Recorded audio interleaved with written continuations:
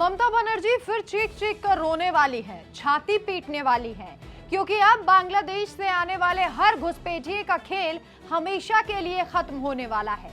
यानी ममता की vote bank पर ऐसी चोट होगी कि वो कभी भी सत्ता में वापसी नहीं कर पाएंगी। बंगाल का वो पुराना दौर याद कीजिए, जहां सालों तक तुष्टीकरण का ऐसा खेल खेला गया जिसने देश की सुरक्षा को दांव पर लगा दिया था। वही बंगाल जहां सीमा पर छेद थे, गांव-गांव में बांग्लादेशी घुसपैठिए थे, डेमोग्राफी बदलती जा रही थी और वहां का स्थानीय बंगाली हिंदू अपनी ही जमीन पर परेशान था, लाचार था, दुखी था और अत्याचार सह रहा था। लेकिन सत्ता में बैठी ममता बनर्जी का एकमात्र एजेंडा क्या था? सिर्फ और सिर्फ अपना वोट बैंक जो है उसे सुरक्षित रखना। राष्ट्रीय सुरक्षा, जनता की चिंता, इन सब बातों को ममता राज में सिर्फ और सिर्फ बकवास समझा गया। बांग्लादेशी घुसपैठिए खुलेआम घूमते रहे, राशन कार्ड, वोटर आईडी और आधार कार्ड बनवाकर मलाई खाते रहे और बदले में टीएमसी का झंडा थामकर उनके वोट बैंक को मजबूत करते रहे। सीमा पर फेसिंग की फाइलें सालों साल ब्यूरोक्रेसी के दफ्तरों में धूल फांकती रही, क्योंकि माइनॉरिटी के रोने धोने के आगे ममता सरकार को देश की सुरक्षा कभी दिखाई नहीं दी। सिर्फ राज्य ही नहीं बल्कि देश की सुरक्षा से भी ममता ने समझौता किया। बंगाल को इस महिला ने लगभग बांग्लादेश का एक्सटेंशन बना दिया था, जहां सिर्फ जिहादी, घुसपैठ, लव जिहाद, बलात्कार और सांप्रदायिक हिंसा की खेती होती थी। लेकिन अब बंगाल में खेल पूरी तरीके से बदल चुका है। जब शुभेंदु अधिकारी ने कमान संभाली है, बंगाल की धरती पर बिजली की गति से एक्शन शुरू हो गया है। कोई ढिलाई नहीं हो रही, कोई फाइल का खेल नहीं, सीधा और सटीक प्रहार किया जा रहा है।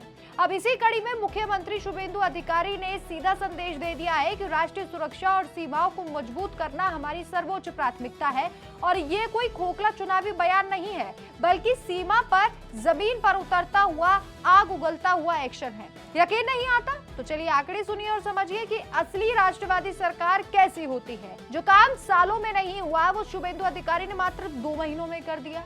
बांग्लादेश भारत सीमा पर फेंसिंग लगाने के लिए 1000 एकड़ जमीन सीधे बीएसएफ को सौंप दी गई है।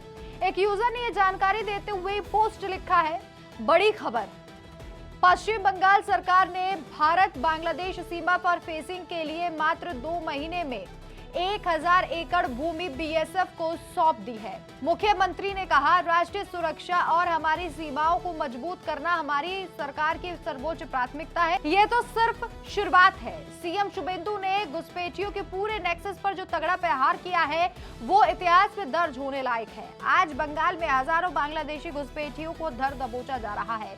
डिटेंशन सेंटर और होल्डिंग सेंटर खचाखच भरे पड़े हैं और हर दिन डिपोटेशन हो रही है। रिपोर्ट्स की अगर माने तो 10,000 से ज्यादा घुसपैठियों को सीमा पार खदेड़ा जा चुका है और 1800 से भी अधिक अभी होल्डिंग सेंटर्स में अपनी बारी का इंतजार कर रहे हैं।